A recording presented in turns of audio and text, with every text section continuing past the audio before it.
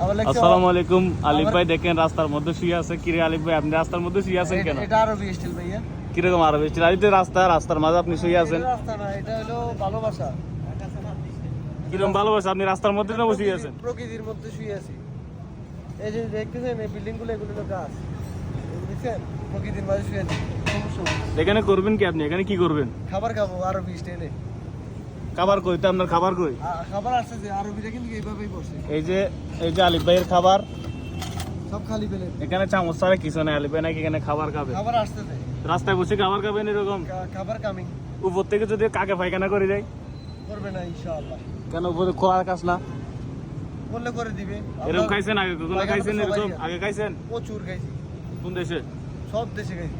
India, Pakistan, Iran, আরব। এটা এরকম স্টাইলটা কোন দেশ থেকে আসছে? এটা ইন্ডিয়া, পাকিস্তান থেকেই বলতে পারেন শুরু। এটা পাকিস্তান থেকে শুরু? পাকিস্তান থেকে একবার আপনি আরব দেশ সবগুলোতে পাবেন। আরবরা এইভাবে খাবার খায়। এটাকে কি বলে? যাই এটা কার্পেট কি জানি কইতে পারি না, কিন্তু আরবরা সবাই এইভাবে খাবার খায়। মুসলিম দেশগুলো আছে। তো আমরা আছি দুজন।